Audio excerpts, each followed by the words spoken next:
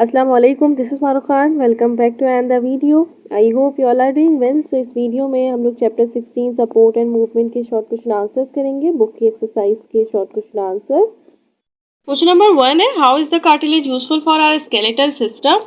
So here is the answer. Cartilage useful होता है हमारे स्केलेटल सिस्टम के लिए क्योंकि ये ऐसा क्वेश्चन यूज करता है, हम ये कहते हैं कि ये एज अ क्वेश्चन एक्ट करता है। हाँ, ये रिड्यूस करता है फ्रिक्शन को बिटवीन बोन्स। हमारी बोन्स होती हैं और उसमें जॉइंट होता है, जो मूवमेंट होती है वो with the help of joint होती है और जॉइंट में कार्टिलेज प्रेजेंट होता है। इसकी वजह से बोन्स एक दूसरे से नहीं टकराती हैं। सो ये प्रोटेक्शन देता है from compressing forces and weight bearing stresses during movement. So ये कार्टिलेज ही है जो as a precursor to bone in developing embryo के तौर पर यूज होता है। सो इसके बहुत सारे यूजफुल एडवांटेजेस हैं ह्यूमन बॉडी के लिए। ये स्केलेटल सिस्टम में ना होता तो मूवमेंट नहीं हो पाती। क्वेश्चन नंबर 2 है, give a comparison of major types of joint. So major types of joint 3 होते हैं। साइनोवियल जॉइंट होता है, कार्टिलेजस जॉइंट होता है और एक फिब्रस जॉइंट होता है। जॉइंट क्या है आखिर? जॉइंट वो आर्टिकुलेशन होती है या हम ये कहते हैं कि ये एक ऐसा फंक्शनल जंक्शन होता है। जंक्शन कहते हैं किसी चीज़ की ज्वाइनिंग को। तो ये वो फंक्शनल जंक्शन होता है बिटवीन टू और मोर बोन्स। एटलीस्ट ना 2 बोन्स होनी चाहिए तभी जॉइंट बनता है। और ये major groups of joint synovial joint, fibrous joint होता है। फिब्रस जॉइंट ज़्यादातर स्कल में पाया जाता है, रूट ऑफ टूथ में होता है। आप ये कह सकते हैं कि फिब्रस जॉइंट वो होता है जो नॉन मूवेबल जॉइंट होता है। ये वो जॉइंट होता है जिसमें बोन्स डेंस कनेक्टिव टिश्यूज से ज्वाइंट हुई हुई होती है, कार्टिलेजस फाइबर से ज्वाइंट हुई हुई होती है, बोन्स ऑफ स्कल और रूट ऑफ टूथ। जबकि जो कार्टिलेजस ज्वाइंट हो रही है ये आपको पता ही चल रहा है, नेम से पता चल रहा है, वो ज्वाइंट जो 2 बोन्स को आर्टिकुलेट करे हुए होते हैं, ज्वाइंट करे हुए होते हैं, जंक्शन होता है, वो with the help of fibrocartilage होता है। सो इसके में आ जाएगा कि इसमें कोलेजन फाइबर्स के कनेक्टिव टिश्यूज कोलेजन फाइबर्स थे, इसमें फिब्रो कार्टिलेज है। एग्जाम्पल में रिब्स, लॉन्ग बोन्स और वर्टिब्रल डिस्क आ जाती है। ये मैं आपको पूरा टॉपिक पढ़ा चुकी हूँ। तो साइनोवियल जॉइंट वो जॉइंट होता है जो फ्रीली मूवेबल जॉइंट होता है। हम ये कह सकते हैं कि ये हमारे रिब्स में प्रेजेंट होता है, ये है जो फिंगर और टोज में प्रेजेंट होता है। और प्रिवेट जॉइंट जिसको जब मैंने आपको पढ़ाया था तो मैंने आपको बताया था कि आपके रिस्ट में प्रेजेंट होता है, हिंज जॉइंट एल्बो और नीज में होता है। ये साइनोवियल जॉइंट वो जॉइंट होता है जिसमें साइनोवियल मेम्ब्रेन प्रेजेंट होती है, साइनोवियल फ्लूइड भी होता है जो रिड्यूस करता है फ्रिक्शन को। हम ये कह सकते हैं कि यही मोस्ट कॉम्प्लेक्स है अदर देन जॉइंट। और ये फ्रीली मूवेबल जॉइंट होता है तो ज़्यादातर बॉडी में यही प्रेजेंट होता है। डिफरेंट टाइप्स ऑफ जॉइंट हैं जिसमें एग्जांपल भी दे दी है और मैं आपको बता भी चुकी हूँ। इतना शॉर्ट क्वेश्चन आंसर्स में लिखना मस्ट होगा। एग्जांपल दिए तो ज़्यादा आपको बड़ा लग रहा है बट इससे नंबर अच्छे मिलते हैं। तो ये है कि आपको इतना करना ही होगा। How is the healing of fracture bone initiated pain developing. So आपको ये पता होना चाहिए कि हीलिंग ऑफ फ्रैक्चर बोन में इनिशिएट करते हैं, डेवलप करते हैं पेन को, क्योंकि इसी पेन की वजह से आप अपने डिस्ट्रॉय या इंजर्ड लिम्ब को, एरिया को मूव नहीं कर सकते। और जब आप मूव नहीं कर सकते तो इसका मतलब है कि वो हील जल्दी हो सकते हैं। तो ये पेन है जो सर्व करता है as a protective mechanism, as a protective barrier. ये डिस्करेज करता है यूज ऑफ इंजर्ड लिम्ब और एरिया को। और इसका आंसर होगा क्वेश्चन नंबर 4 है, how to conduct a first aid treatment for joint injuries and fractures. तो ये होता है कि पेशेंट को रेस्ट कंडीशन में रखा जाए, उनको आइस पैक वगैरह भी लगाते हैं, ओल्ड कोल्ड कंप्रेस होता है, ये रैप कर देते हैं वेट क्लॉथ में और फिर आपकी इंजरी जहाँ हुई भी होती है जॉइंट वगैरह पे वहाँ पे रब करते हैं। तो उसकी वजह से क्या होता है कि उसकी वजह से जो आपकी नर्व्स हैं वो खुल जाती हैं।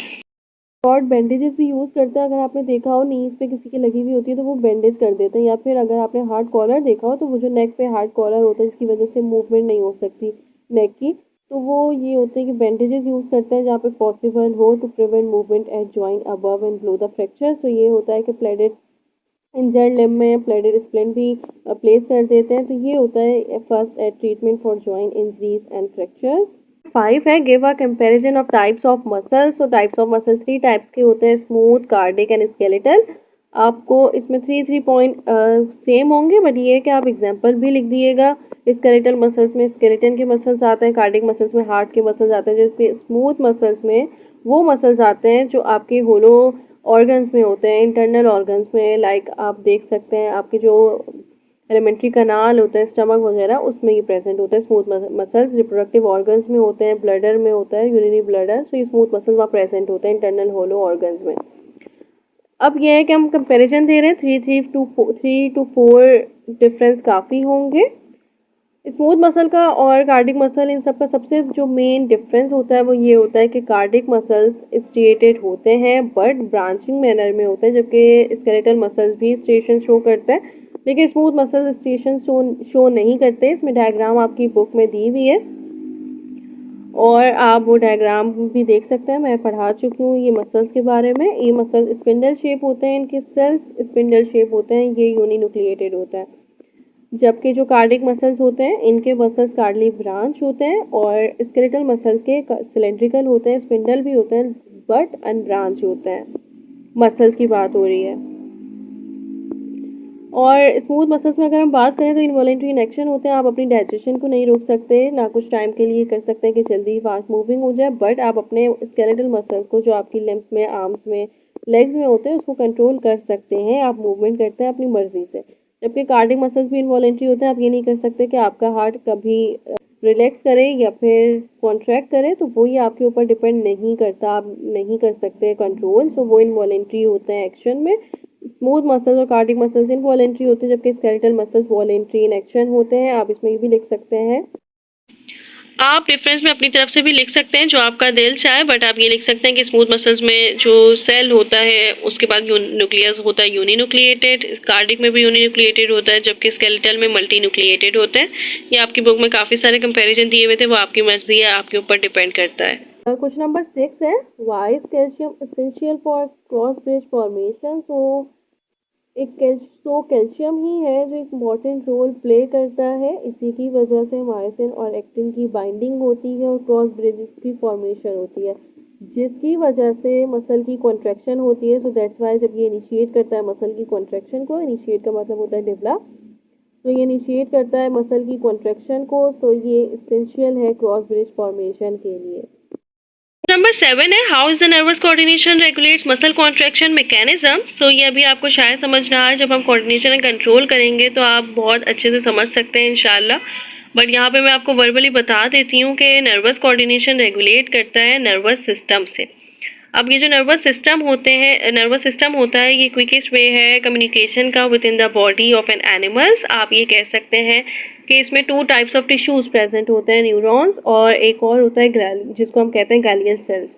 हम ये कहते हैं कि जो न्यूरॉन्स है ना उनके पास मोटर न्यूरॉन्स होते हैं और सेंसरी न्यूरॉन्स होते हैं, इंटर न्यूरॉन्स भी होते हैं, बट वो सेंट्रल नर्वस सिस्टम के बिटवीन प्रेजेंट होते हैं। मोटर न्यूरॉन्स वो न्यूरॉन्स होते हैं जो किसी भी रिस्पॉन्स को, किसी भी स्टिमुलाई को इफेक्टर्स तक पहुंचाते हैं। लाइक हम ये कह सकते हैं कि कमांड को सेंट्रल नर्वस सिस्टम से इफेक्टर तक लेके जाता है। इफेक्टर्स हो सकते हैं कोई भी ऑर्गन, लाइक मसल्स हो सकते हैं, ग्लैंड हो सकते हैं, तो वो न्यूरॉन्स जो कैरी करते हैं मैसेज को from the brain where spinal cord, neurons release करते हैं केमिकल्स को जो मसल फाइबर्स पे कर लेते हैं और देन फिर क्या होती है, मसल फाइबर्स की कॉन्ट्रैक्शन होती है, मसल्स में मसल फाइबर्स होते हैं, तो इसका क्या मतलब होता है कि मसल्स मूव कर सकते हैं। तो that's why nervous coordination important होता है फॉर मसल कॉन्ट्रैक्शन। अगर मोटर न्यूरॉन्स नहीं होंगे तो वो फिर कमांड को सेंट्रल नर्वस सिस्टम से इफेक्टर्स तक नहीं लेके जाएंगे, from central nervous system, CNS कहते हैं। सो ये मसल की कॉन्ट्रैक्शन करवाता है, दैट्स वाई इंपॉर्टेंट है।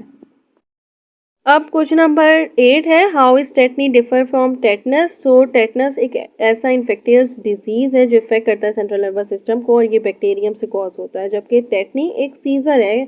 हम ये कह सकते हैं कि मेडिकल साइन में इनवॉलेंट्री कॉन्ट्रैक्शन हो जाती है, मसल्स की कॉन्ट्रैक्शन वॉलेंट्री होती है, हम कंट्रोल कर सकते हैं, बट अगर इनवॉलेंट्री कॉन्ट्रैक्शन हो जाए मसल्स की तो वो टेटनी कहलाता है। ये कॉज होता है, ये रिजल्ट होता है इलेक्ट्रोलाइट इम्बैलेंस का। लाइक हम ये कह सकते हैं कि हाइपोकैल्सीमिया हो जाता है। हाइपोकैल्सीमिया का ये मतलब है कि कैल्शियम की डिफिशियंसी हो जाती है। ये कॉज होता है by disorder that increase the action potential frequency of muscle cells. हम ये कह सकते हैं कि जो टेटनी है इसकी वजह से किसी इंसान की डेथ नहीं हो सकती, अगर ये रेस्पिरेटरी ट्रैक में हो तो यस वो फिर डेथ हो सकती है, जबकि जो टेटनस है इसमें तो अगर इन्फेक्शन सिवियर हो जाए तो पर्सन की डेथ हो सकती है। टेटनस कैसे कॉज हो सकता है? सो टेटनस कॉज हो सकता है by intravenous drugs. Intravenous drugs को हम कहते हैं, इंट्रा का मतलब होता है विदन। सो जब भी वीन्स में ड्रग्स कोई डालते हैं और वो थ्रो कॉन्टिमिनेटेड नीडल्स में हो तो उसकी वजह से ये कॉज हो सकता है। सर था आप इसमें 2-3 पॉइंट्स भी लिख सकते हैं, 3 पॉइंट्स इनफ होंगे क्योंकि ये असल में कंपैरिजन होता है, इसमें 3 पॉइंट्स भी इनफ होता है। अब लास्ट क्वेश्चन है, explain the different types of cartilage. So different types of cartilage में 3 कार्टिलेज होते हैं, हाइलाइन कार्टिलेज होता है, फिब्रो कार्टिलेज होता है और इलास्टिक कार्टिलेज प्रेजेंट होता है। कार्टिलेज वो कार्टिलेज होते हैं जो रिब्स और स्टेरनम में प्रेजेंट होते हैं, लाइक आप ये कह सकते हैं कि लॉन्ग बोन्स में प्रेजेंट होते हैं, और ये स्लाइड हो सकते हैं ईजिली, स्मूथ मसल से बने हुए होते हैं हाइलाइन कार्टिलेज। हाइलाइन कार्टिलेज वो कार्टिलेज होते हैं जो स्मूथ मसल से बने हुए होते हैं। अगर हम ये कहें कि आपकी जो नोज की टिप है वो बहुत स्मूथ है, वो बहुत सॉफ्ट है, तो वो कार्टिलेज बनी हुई है हाइलाइन कार्टिलेज से, ये क्योंकि ये सॉफ्ट स्मूथ मसल्स होते हैं। फिब्रो कार्टिलेज है, तो ये हार्डेस्ट होता है अमंग अदर कार्टिलेज। हम ये कह सकते हैं कि ये पेक्टोरल गर्डल, नी जॉइंट में और इंटरवर्टिब्रल डिस्क में प्रेजेंट होता है। वर्टिब्रीज में बिटवीन इंटरवर्टिब्रल डिस्क प्रेजेंट होती है, जो वर्टिब्रीज को एक साथ ज्वाइन करने में हेल्प करती हैं। इसकी वजह से ही वर्टिब्रीज आगे पीछे नहीं हो पाती, वो जॉइंट होती है एक दूसरे से। तो ये फिब्रो कार्टिलेज होता है। जबकि अब फिब्रो कार्टिलेज और इलास्टिक कार्टिलेज है। फिब्रो कार्टिलेज हार्डेस्ट होता है among all other cartilage, like आप ये कह सकते हैं कि प्रेजेंट होता है पेक्टोरल गर्डल में, नी जॉइंट में और इंटरवर्टिब्रल डिस्क में। पेल्विक गर्डल होता है और एक पेक्टोरल गर्डल होता है। जो पेक्टोरल गर्डल है उसमें आर्म्स होते हैं, आपके जो अपर लिम्ब है वो इंक्लूड होता है। जब हमने पेंडिकुलर स्केलेटन पढ़ा था तो हमने पढ़ा था। जबकि जो नी जॉइंट है उसमें तो आपको पता ही है कि जॉइंट हमने पढ़ा था, तो नी जॉइंट किस में प्रेजेंट आ रहा था, नी जॉइंट हम बोल रहे थे कि ये जॉइंट में प्रेजेंट है। इंटरवर्टिब्रल डिस्क प्रेजेंट होती हैं वर्टिब्रीज में, और इन्हीं की वजह से वर्टिब्रीज मूव नहीं कर रही होती हैं, उनकी एक अलग से शेप होती है, और यही है जिसकी वजह से वर्टिब्रीज ग्राइंड भी नहीं कर रही होती हैं एक दूसरे से। Elastic cartilage, so elastic cartilage most flexible and strong cartilage है among all other cartilage. Like हम ये कह सकते हैं, आप ऐसे याद रख सकते हैं कि E for elastic and E for epiglottis, कि लारिंक्स में प्रेजेंट होता है, एपिग्लॉटिस में प्रेजेंट होता है, एयर ऑफ वेना में एक्सटर्नल और इंटरनल ऑडिटरी ट्यूब्स में जो साउंड को कलेक्ट करता है। सो ये होता है कि हम इसको ऐसे ये होता है कि हम इसको ऐसे डिफ्रेंशिएट करते हैं क्योंकि डिफरेंट स्ट्रक्चर्स में प्रेजेंट होते हैं और डिफरेंट फंक्शंस परफॉर्म करते हैं, सो दैट्स वाई ऐसे डिफ्रेंशिएट होता है 3 टाइप्स ऑफ कार्टिलेज। तो दैट्स इट, आई होप आप लोगों को समझ आया होगा। इंशाल्लाह पूरी कोशिश है कि अब चैप्टर 17 हम स्टार्ट करें। All the best to all of you. अल्लाह हाफिज़।